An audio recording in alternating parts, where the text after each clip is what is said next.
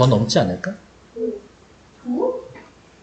세상을 살면서 한 권의 책 때문에 인생관, 가치관, 세계관이 하루아침에 바뀌는 경험을 하는 이들은 과연 몇이나 될까? 그 중에 내가 있어요. 라고 이야기를 하죠. 나는 이기적 유전자를 읽으면서 그런 엄청난 책 경험을 했습니다. 글쓴이 나에게 있어서 이기적 유전자라는 책은 인생관, 가치관, 세계관이 하루아침에 바뀌는 경험을 준 책입니다. 그럼 이제 뒤에 얘기 뭐 나와야 돼? 이기적 유전자는 어떤 책이었길래? 라고 이야기가 나와야겠지. 이 책은 그야말로 유전자 관점에서 이 세상 모든 것을 재해석하는 책입니다. 유전자 관점에서 이 세상의 모든 것을 재해석하는 책이다. 라고 한 문장으로 글쓴이가 책의 내용을 요약해줬죠.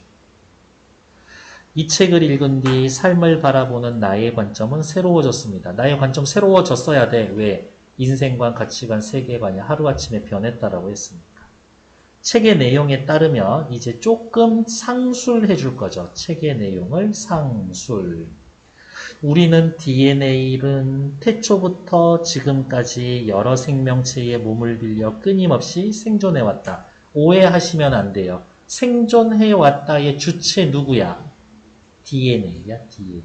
그러니까 인류가 인간이 생존해왔다가 아니라 DNA가 생존해온 거야. 스스로 살아 숨쉰다고 생각하는 우리 몸 속의 DNA를 보존하고 이를 널리 퍼뜨리기 위한 대상일 뿐입니다. 어머, 우리는 누구? 인류, 인간은 DNA를 전달하는 일종의 택배상자? 그릇? 이런 것 뿐이야. 즉, 우리의 존재 이유를 우리 몸속의 유전자에서 찾을 수 있다는 겁니다. 인간의 존재 이유는 뭐예요? DNA를 보존하고 다음 세대에 전달하는 것. 그게 존재 이유야. 이 책의 저자인 리차드 도킨스에 따르면 DNA는 불멸의 나선이고 우리를 포함한 모든 생명체는 생존 기계라고 할 수가 있다. DNA는 불멸의 나선. 모든 생명체는 생존 기계. 그냥 기계야, 기계. 그전에는 여러 가지 삶의 의문에 이렇게 생각하고 저렇게 생각하면서 그때마다 다른 답을 내고돈 했었다. 여러 가지 삶의 의문에 대해 답을 찾을 수가 없었지. 그러던 게 이기적 유전자를 읽고 난 그 새벽부터 모든 것이 가지런해졌다. 왜? 답은 오직 하나다. DNA. 한 길로 나란히 늘어선 것처럼 유전자의 관점에서 세상을 다시 분석하면 명쾌하게 설명이 되었다. 인간은 왜 그런 짓을 했을까? 저 동물은 왜 저러한 행동을 하고 있을까? 개미와 벌은 왜 뭉쳐서 그렇게 모여서 집단 생활을 할까? 상어는 왜 혼자서 살아서 혼자서만 돌아다닐까? 이게 다 유전자 관점에서 보면 해석이 다 돼요. 그때 느낀 희열은 말로 표현하기 쉽지 않았다. 그때 느낀 희열은 여러 가지 삶의 의문에 대한 답을 찾을 수가 있었던 거지. 그런데 그 황홀함은 시간이 지나면서 좌절감으로 변하기 시작했다. 왜 좌절감이었을까? 처음에 읽었을 때는 답을 얻은 기분에 세상이 달라 보였는데 그 단계가 지나니 시간이 지날수록 만사가 시시하게 여겨졌다. 왜 그렇지? DNA 때문에. 이거는 왜 그럴까? DNA 때문이지. 답은 그냥 하나니까. 너무 사는 게 시시해. 공부하고 싶지가 않아. 답이 나와 있으니까. 무엇 때문에 나는 그렇게 애를 썼나? 저 사람은 무엇 때문에 저렇게 길을 쓰나? 어차피 모든 게 유전자 때문인데. 어차피 우리야 유전자가 계획한 대로 움직이는 존재일 뿐인데. 밑줄. 회의감이 늘고 그 다음에 어디가 있냐. 좌절감을 느끼는 이유는 뭐였어요? 어차피 우리는 유전자가 계획한 대로 움직이는 존재일 뿐이라고 내 자신의 존재가 하찮게 여겨진 거죠. 나의 존재 이유가 유전자를 전달하는 그릇일 뿐이라니. 나를 포함해서 인간이라는 것은, 인류라는 것은 아무런 의지가 없는 수동적인 존재구나. 내 생각에 의해서 이렇게 행동하고 움직이는 것 같았지만 사실은 그게 내 생각이 아니야. 누가 날 조종하고 있는 거야. 이렇게. 이런 생각이 드니까 모든 것에서 맥이 풀렸다.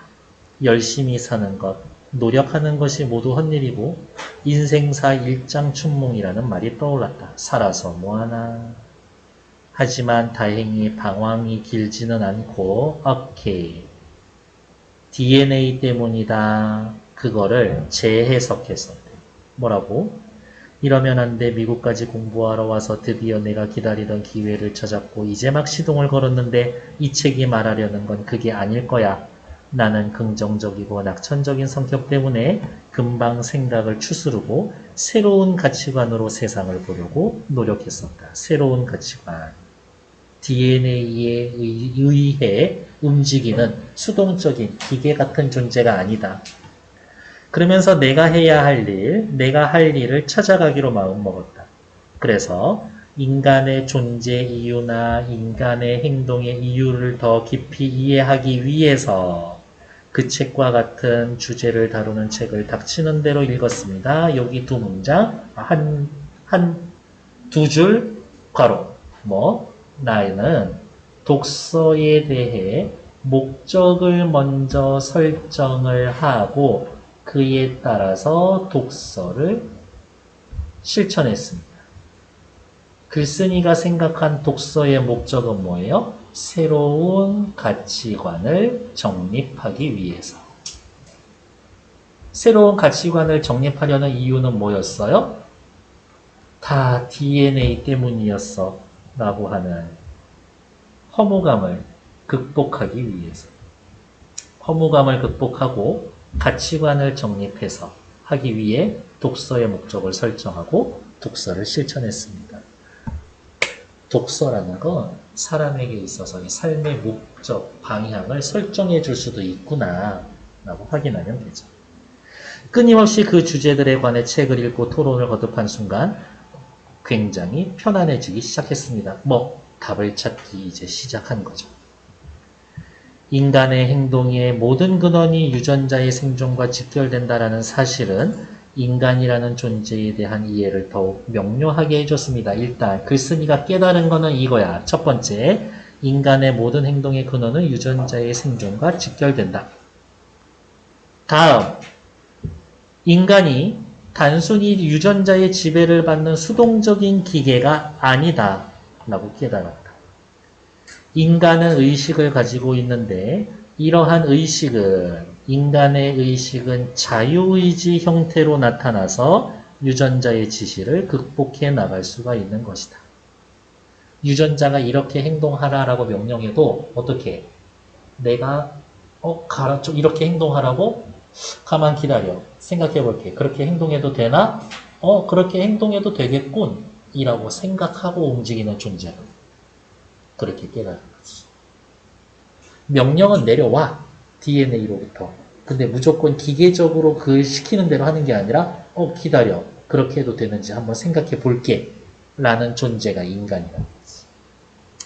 모든 생명체 중에 인간만이 유전자에 대항할 수 있는 존재라고 깨달았다. 인간에 대한 또 다른 경외감. 경외가 무슨 뜻이에요? 존경하면서 두려운 마음이 드는 것. 그러한 기대를 가질 수 있게 되었습니다. 옆에 나와 있는 3번 문제 먼저 보도록 할게요. 글쓴이의 생각을 바탕으로 가나다에 들어갈 내용으로 적절한 내용을 쓰십시오. 책을 처음 읽었을 때 어떤 생각을 들었어요? 이거야. 명쾌한 답을 얻음.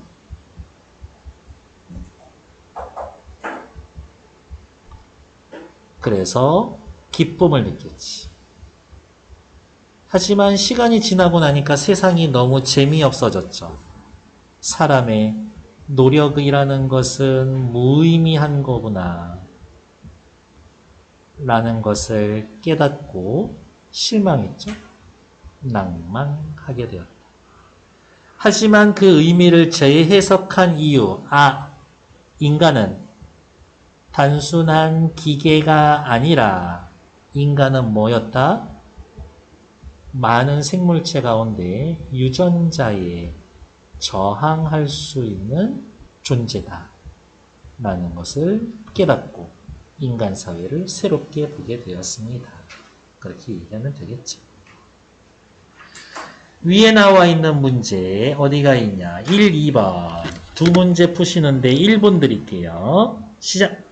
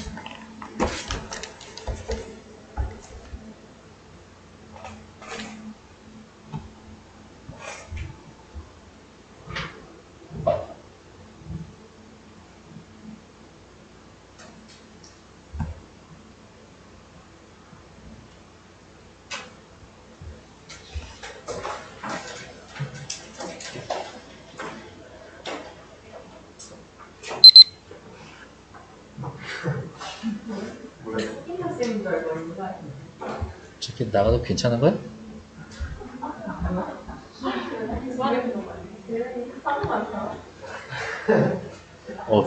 너무 기세가 그냥 기백이 당당해서 어떻게 할 수가 없었네.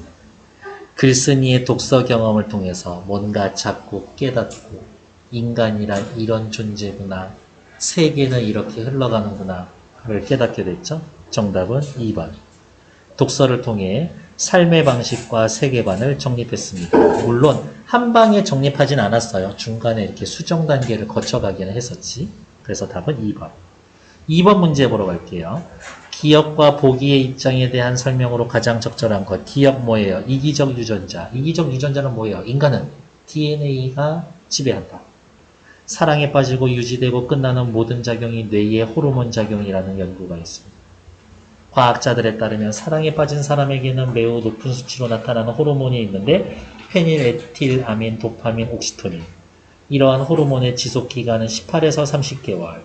정말 사랑이 호르몬의 장난인가?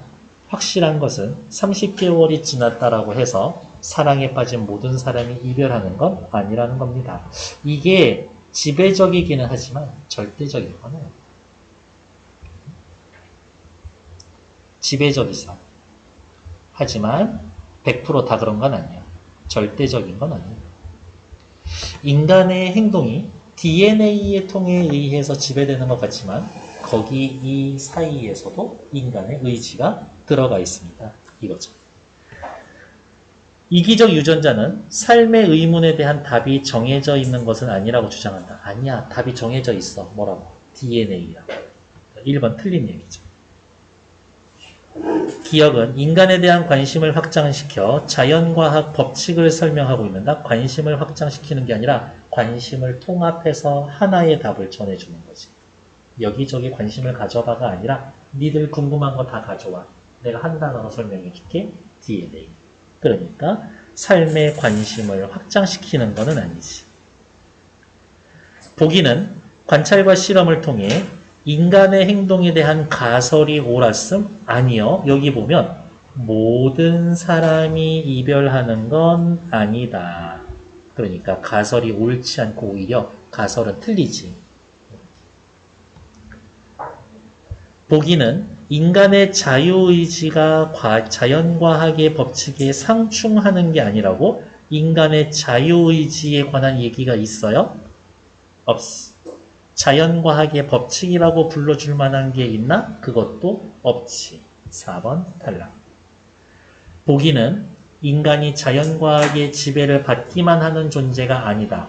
뇌의 호르몬, 얘를 자연과학의 법칙이라고 본다라고 하면 18에서 30개월 지나면 다 헤어져야 되는데 모든 사람은 헤어지는 게 아니다.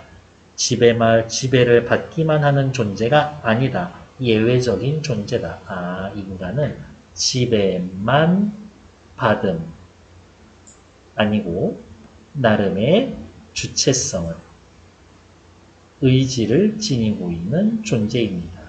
5번이 제일 좋았겠네요. 답은 5번. 됐을까?